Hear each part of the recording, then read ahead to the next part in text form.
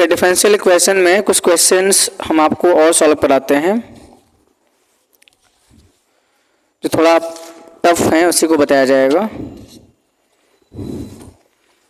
फिर आज की क्लास के लिखिए पहला question, find the differential equation, find the differential equation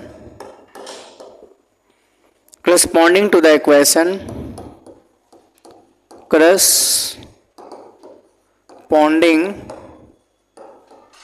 to the equation y is equal to a e to the power x plus b e to the power minus x। इस सवाल को आप हिंदी में note down कर लेंगे।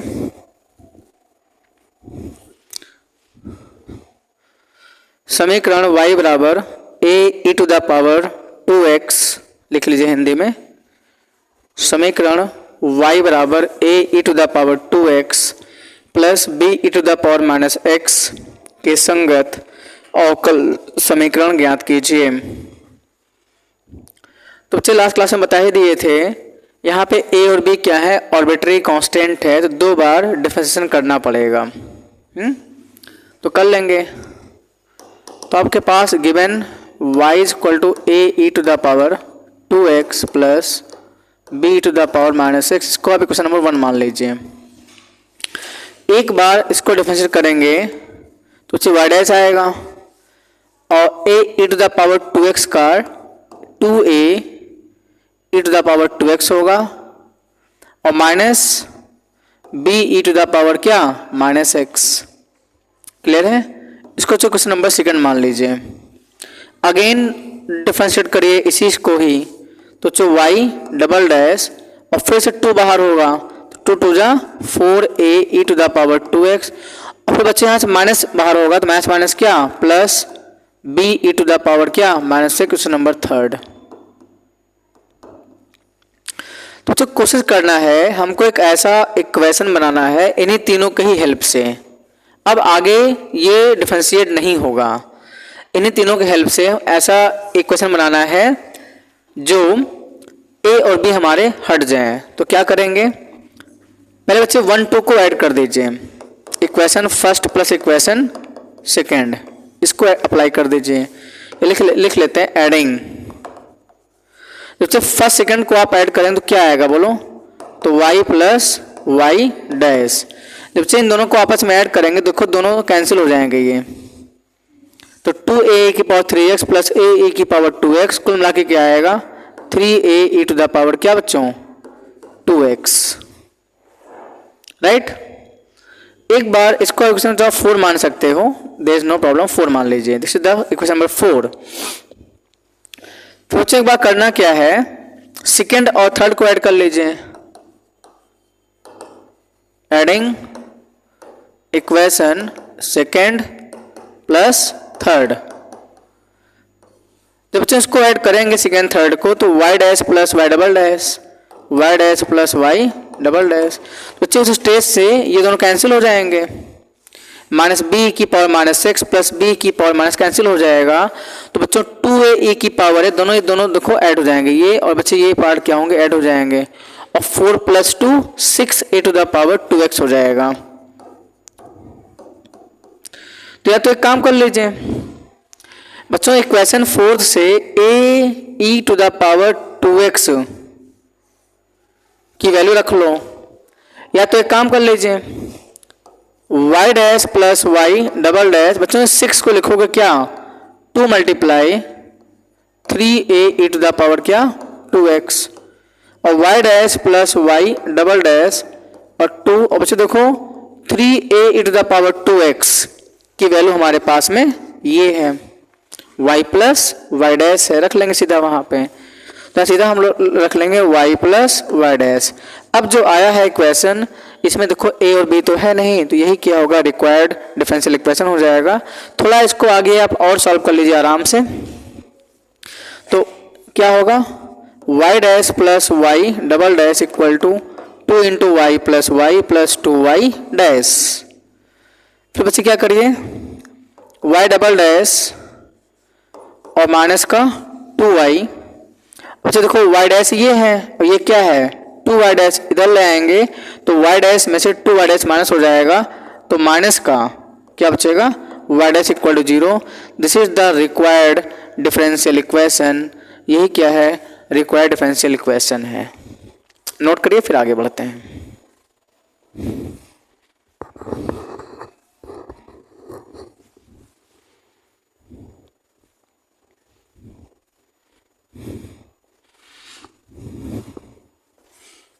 तो question हम English में लिख देंगे, बाकी डिक्टेट्स को हम हिंदी में कर देंगे, ठीक है।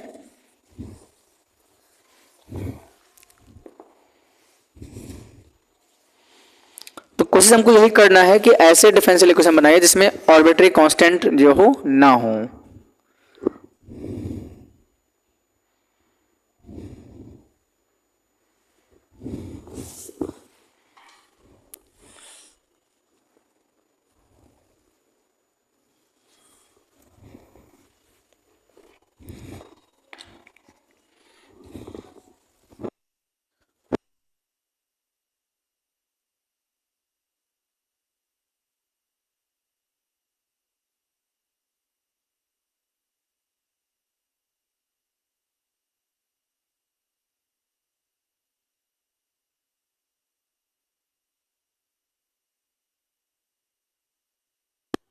आई थिंक नोट कर लिया होगा आपने।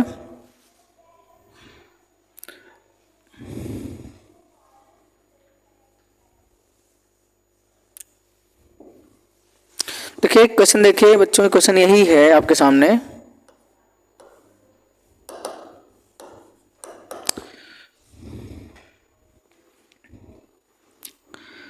फाइंड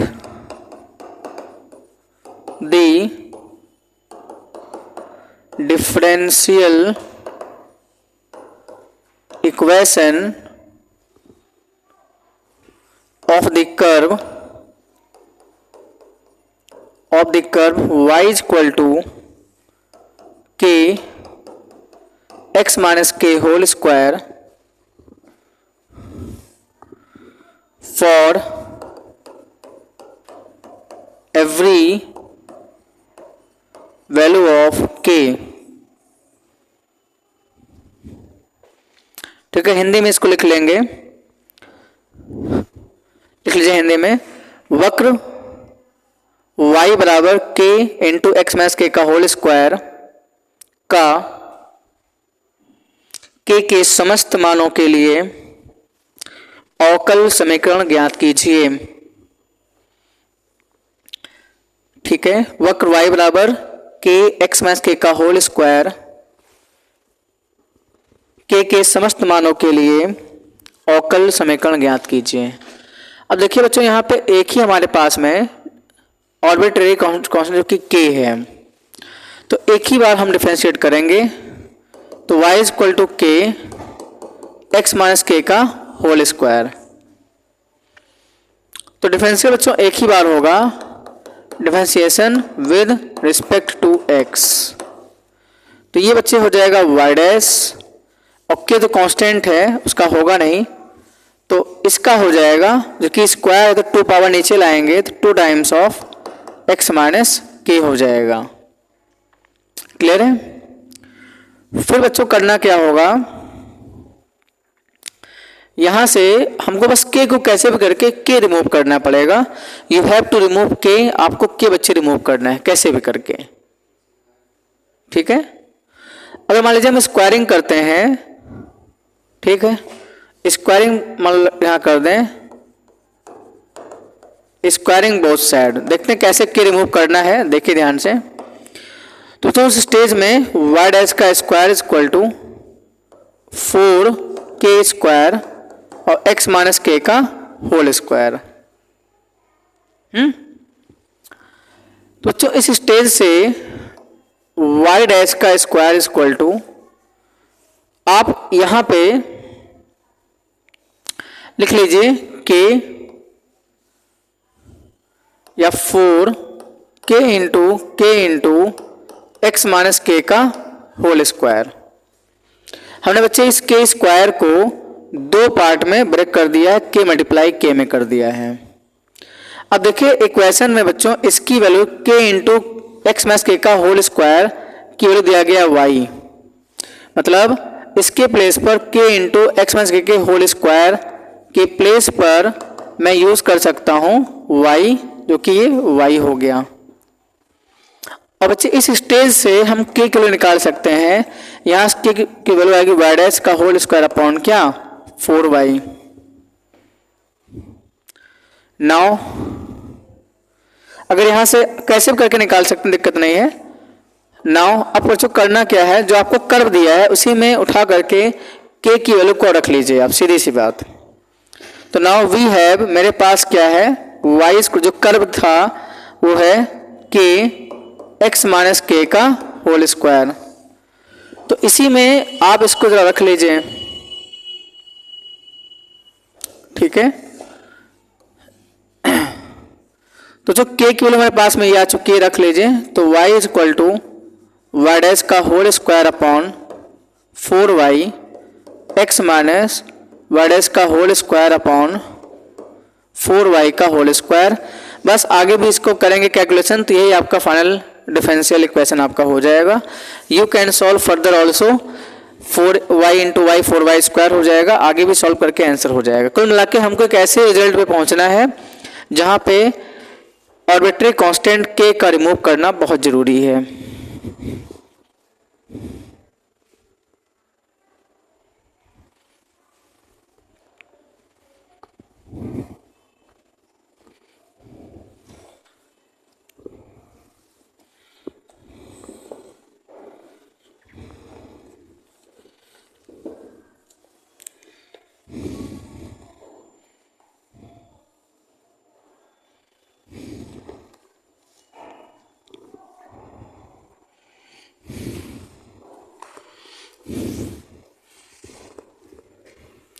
ओके, बच्चे नेक्स्ट क्वेश्चन की तरफ आगे बढ़ते हैं। फाइंड द डिफरेंशियल इक्वेशन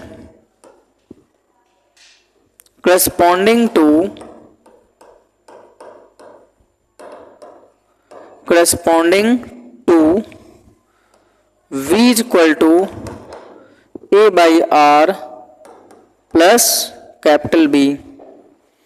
ये है बच्चों, इसी को हमको इसके रिस्पेक्ट में डिफरेंशियल इक्वेशन हम लोग को फाइंड आउट करना है। अब जाहिर सी बात है, जो आपके पास में गिवन है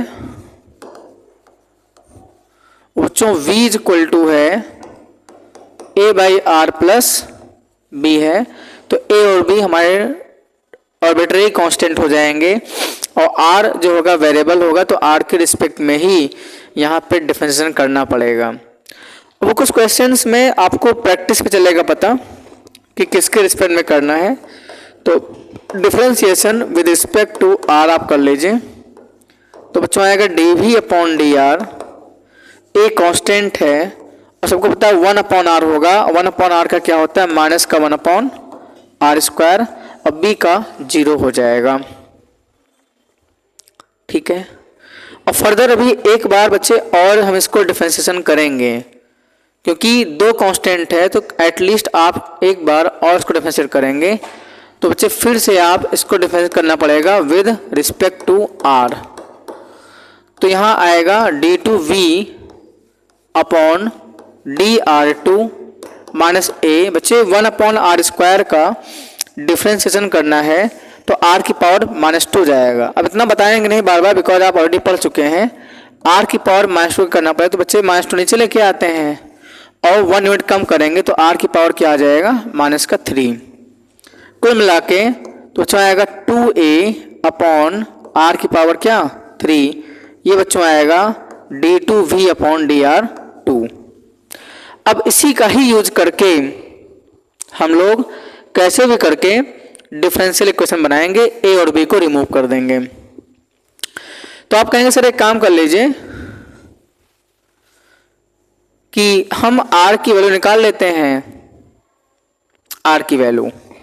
तो जिस स्टेज से d two we upon D R two, या मुझे बताओ इसको लिखेंगे बच्चे टू अपॉन आर और ए अपॉन बच्चे आर स्क्वायर यहाँ लगा सकते हैं ऐसा, बोलो बात एक ही है। अब बच्चे ए अपॉन आर स्क्वायर की वैल्यू इस स्टेज से लिखिए, इस माइनस को यहाँ भेज देंगे तो minus d we upon D r हो जाएगा। जब हम ए अपॉन आर स्क्वायर की वैल्यू इस स्टेज से लिखेंगे तो आर यहाँ भेज दीजिए, तो उस हिसाब से देख लीजिए D two we upon D R two equal to two upon R, और बच्चे ए अपॉन आर स्क्वायर की वैल्यू जब आप इसी से रखेंगे तो माइनस का D we upon D R आ जाएगा। क्लियर है भाई? अब यहां से आर की वैल्यू अब हमें, अभी मेरा आर बस ए भी गायब हो चुका है, this is the required differential equation बोल सकते हैं। ठीक है, इसको इधर ले आइए तो बच्चों क्या हो जाएगा d two we upon D R two plus two upon r d we upon D r equal to zero. ठीक है, अब मेरे पास जो आ रहा है this is the required differential equation because इसमें आपने ए और बी को रिमूव कर दिया है।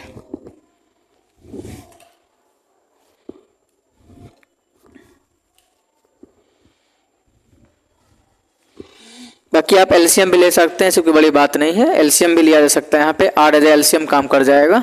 तो इसी बात को हम ऐसे भी लिख सकते हैं, क्या लिखेंगे आर एलसीएम होगा तो r d two we upon D R two plus two d we upon D r equal to क्या जीरो, एलसीएम जीरो कर देंगे। तो ये भी सवाल का आपका आंसर हो जाएगा।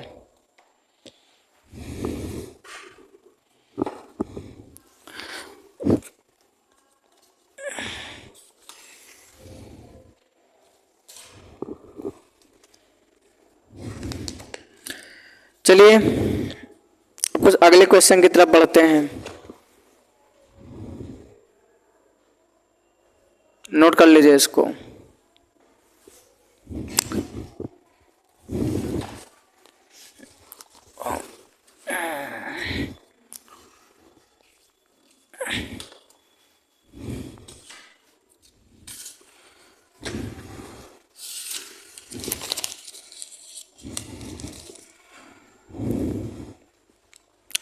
चलिए देखिए,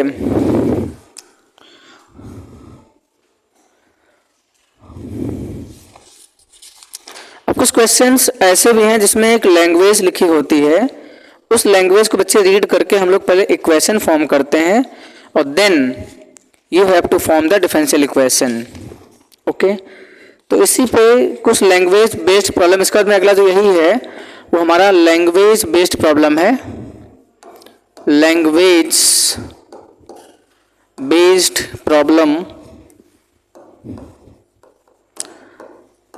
मतलब भाषा पर आधारित प्रश्न होंगे हमारे, एक लैंग्वेज लिखी होगी। ठीक है, अब कुछ क्वेश्चन लिख के दिखा देते हैं आपको, बाकी हम हिंदी में डिक्टेट कर देंगे उस चीज को।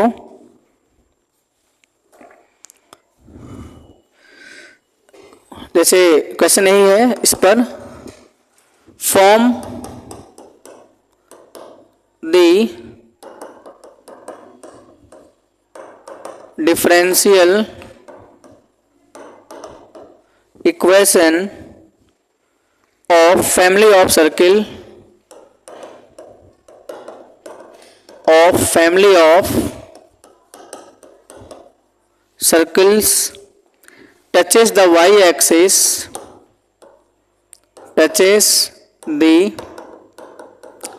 y-axis at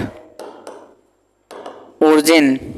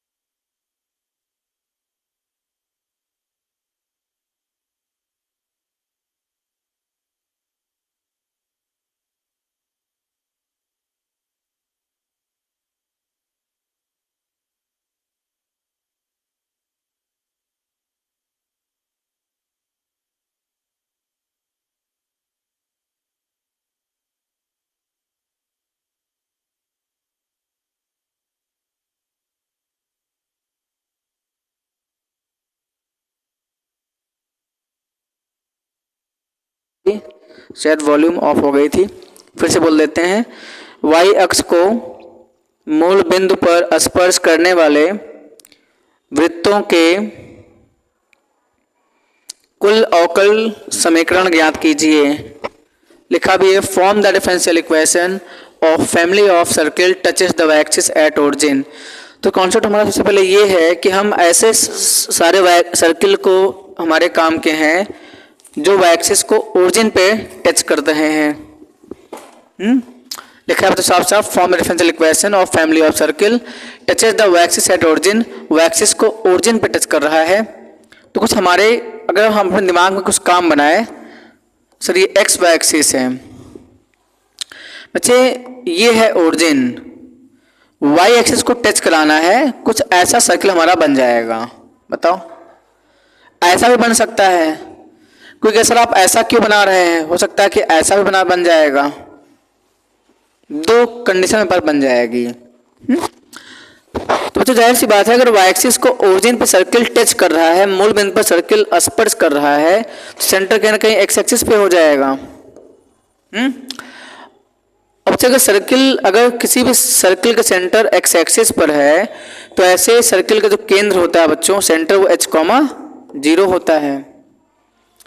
तो ये ओरिजिन है, ये सेंटर है, बच्चे सेंटर से लेकर सरकमफ्रेंस तक की डिस्टेंस ही क्या होती है, रेडियस। तो बच्चों उसका रेडियस भी कितना होगा, h यूनिट होगा, ऐसी मान लीजिए। ठीक है भाई, आपने ऐसा क्लास 11th में पढ़ा होगा कि सर्किल का अगर सेंटर हमारे पास बच्चों h,k होता है, ठीक है, और रेडियस बच्चों अगर r है, त्रिज्या, अगर सर्किल का केंद्र h,k है, त्रिज्या r है, तो बच्चे ऐसे सर्किल का जो इक्वेशन होता है वो x माइनस h का whole square plus y minus k का होल स्क्वायर इक्वल टू क्या, r स्क्वायर होता है। ऐसा आपने पढ़ा होगा।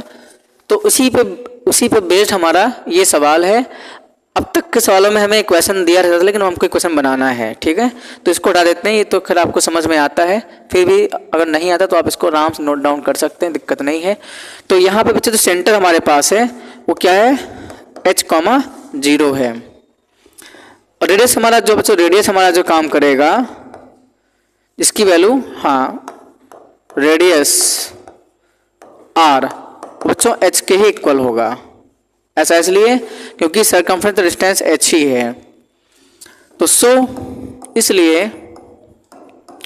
बच्चों इक्वेशन ऑफ सर्किल लिखेंगे, वृत्त का समीकरण x माइनस h का होल स्क्वायर y माइनस 0 का whole square equal to r square means क्या, रेडियस का square, x minus h y minus 0 equal to x h का स्क्वायर हो जाएगा। अब ये बच्चों हो गया x माइनस h का होल स्क्वायर और plus y square equal to h square. यहाँ पे हमारा रेडियस क्या है, एक वेरिएबल टर्म हो जाएगा, तो इसलिए हम लोग इसको मतलब रेडियस यहाँ पे क्या, कांस्टेंट रेडियस मान चल सकते हैं। तो रेडियस हमारा क्या है, आर्बिट्रेरी, यहाँ पे कांस्टेंट का काम करेगा। तो कैसे करके आप h को हटाइए, h को, तो इसको हम लोग डिफरेंशिएट कर लेते हैं विद रिस्पेक्ट टू x। तो उस हिसाब से पावर का होगा तो 2 टाइम्स ऑफ क्या होगा बच्चों, x माइनस h, x का 1 और h का 0, बच्चे y स्क्वायर का 2y y डैश, और h तो कांस्टेंट है इसलिए उसका डिवाइड 0 हो जाएगा। 2 कॉमन ले लीजिए तो 2 से 2 हमारा कैंसिल हो जाएगा। तो उस हिसाब से बच्चा आएगा x minus h plus y plus y dash equal to क्या, 0। और यहाँ बच्चों h को वहाँ भेज दीजिए तो हमारे पास h की वैल्यू क्या आ जाएगी, x plus Y into Y dash आ जाएगा। अब आई थिंक आप समझ गए होंगे। अब सीधे आप इसको इक्वेशन में यूज़ करके आप अपना आंसर निकाल सकते हैं। या बच्चे काम कर लीजिए इसी वक्त, x माइनस h क्या होगा, माइनस वाई डैश हो जाएगा। तब ये दोनों में एक काम कैसा नहीं है, h को इधर ले आइए, इसको वहाँ भेज देंगे। अब सीधे आप यहाँ से आ जाइए, इसको आप इक्वेशन 1 मान सकते हैं फ्रॉम इक्वेशन 1। आप सीधे बच्चे फ्रॉम इक्वेशन 1 से आ सकते हैं। तो यहाँ मैं नीचे लिख देता हूँ सोल्यूशन फ्रॉम इक्वेशन 1 समीकरण 1 से। देखो x माइनस h की वैल्यू हमारे पास minus Y into Y dash आ चुकी है, minus Y into Y dash का होल स्क्वायर और प्लस वाई स्क्वायर। और बच्चों h की वैल्यू हमारे पास में ये आ चुकी है, देखिए ये h की वैल्यू है, x प्लस यहाँ रख लीजिए आप, तो x plus Y Y dash का होल स्क्वायर। ठीक है, अब ये देखिए वाई वाई डैश का whole square plus Y square. बच्चे इसको ओपन कर दीजिए आप, इसको a plus B whole square लगा दीजिए, तो X A square plus Y Y dash का whole square plus 2ab 2 into X Y और वाई डैश। तो बच्चे वाई डैश का होल स्क्वायर क्या होगा, दोनों तरफ से कैंसिल हो जाएगा। ठीक है, और इसको वहाँ भेजिए इस वाई स्क्वायर को, तो फाइनली हमारे पास में इक्वेशन आ जाएगा एक्स स्क्वायर माइनस का y square plus 2x y Y dash equal to क्या, 0। ये कुछ मिस्टेक हुआ है क्या कैलकुलेशन में? एक थोड़ा सा मिस्टेक में दिख रहा है, बिकॉज सर्कल की इक्वेशन में x square plus Y square आता है।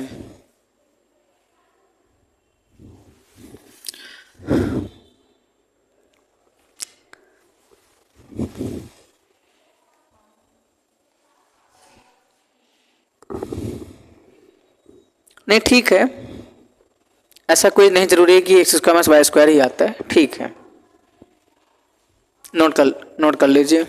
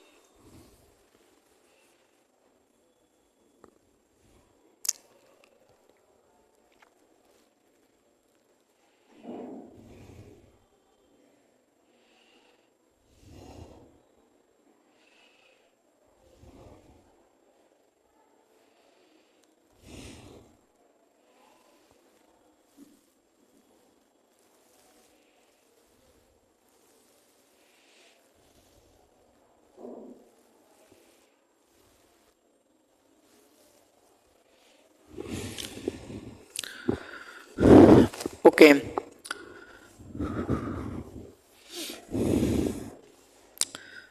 में अगला क्वेश्चन देखिए। या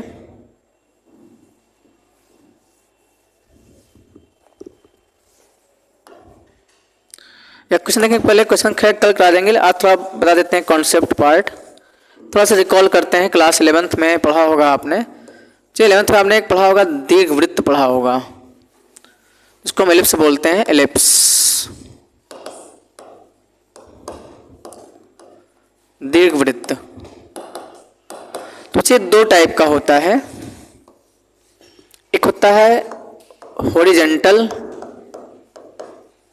जो क्षैतिज बोलते हैं बच्चों, क्षैतिज। एक बच्चे होता है वर्टिकल एलिप्स, जिसको हम ऊर्ध्वाधर बोलते हैं। ध्यान रखेंगे वर्टिकल एलिप्स कभी बनता है जब बच्चों a की वैल्यू क्या हो, b से ग्रेटर हो, और जब बच्चों अगर a b से लेस होगा तो उस समय हॉरिजॉन्टल एलिप्स तभी बनेगा जब a b से क्या हो, ग्रेटर हो। अगर a b से लेस हो जाता है तो उसमें वर्टिकल एलिप्स ले लेता है। अभी आपको कुछ बना के दिखा देते हैं। तो दोनों की लगभग इक्वेशन सेम होती है। इसकी जनरल इक्वेशन की बात करें, तो दोनों एलिप्स की अगर हम जनरल इक्वेशन की बात करें, मतलब सामान्यतः समीकरण की बात करते हैं, तो वो होता है हमारे पास में x square upon a square plus Y square upon b square equal to 1, ये होता है। लेकिन इसी से ही हम a और b पे ध्यान देंगे, क्या a और b आखिर है क्या। अगर a की वैल्यू b से बड़ी है तो आपका हॉरिजॉन्टल एलिप्स बन जाता है, जो कि कुछ इस टाइप से बनता हुआ दिखाई देगा। अगर हम बात करते हैं हॉरिजॉन्टल एलिप्स की बात करते हैं बच्चों, तो इस टाइप से बनता है। थोड़ा सा इसको, ये एक्स एक्सिस है, ये वाई एक्सिस है। तो बच्चों उस समय अगर हॉरिजॉन्टल एलिप्स की बात करते हैं तो ये डिस्टेंस ज़्यादा होती है और ऊपर डिस्टेंस क्या होती है, कम होती है। कुछ इस हिसाब से हमारे पास में कुछ बच्चे इस टाइप का एलिप्स बन जाता है, जिसमें ये पॉइंट A, 0 होता है, ये पॉइंट 0, B होता है, ये -A, 0 होगा और ये बच्चों 0, -B होता है। क्लियर है? अगर हम बात करते हैं वर्टिकल एलिप्स की बात करते हैं तो बच्चों उस समय हमारी डिस्टेंस ये ज़्यादा हो जाती है, कुछ इस टाइप से डिस्टेंस आपका हो जाता है और ये डिस्टेंस थोड़ा छोटी छोटी डिस्टेंस हो जाती है। तो वर्टिकल एलिप्स की बात करते हैं बच्चों कुछ इस टाइप से हमारा एक वर्टिकल एलिप्स बन जाता है। ठीक है, और सेम बात है अभी भी ये A, 0 होगा, ये -A, 0 होता है, ये 0, B और 0, -B होता है। मतलब आपने पढ़ा होगा इसको क्या बोलते हैं, मेजर एक्सिस बोलते हैं बच्चों, मतलब दीर्घ अक्ष जिसकी लेंथ 2a होती है, इसको बोलते हैं माइनर एक्सिस बोलते हैं। ठीक है, लघु अक्ष जिसकी लेंथ 2b होती है, लेकिन इसमें उल्टा है, इसमें आपका जो मेजर एक्सिस होगा दीर्घ अक्ष होगा वो 2a हो जाएगा, उल्टा होगा। ठीक है ना, तो छोटा हो जाता है कुल मिला के, बाकी दोनों में लगभग सेम ही है, लेकिन A और B की वैल्यू को छोटा हो जाता है। तो आज का सवाल, आज की क्लास यहीं क्लोज करते हैं। इतना बेसिक बताया, कल की क्लास में हम इसी पर बेस्ड आपको क्वेश्चन लगवाएंगे। ठीक है।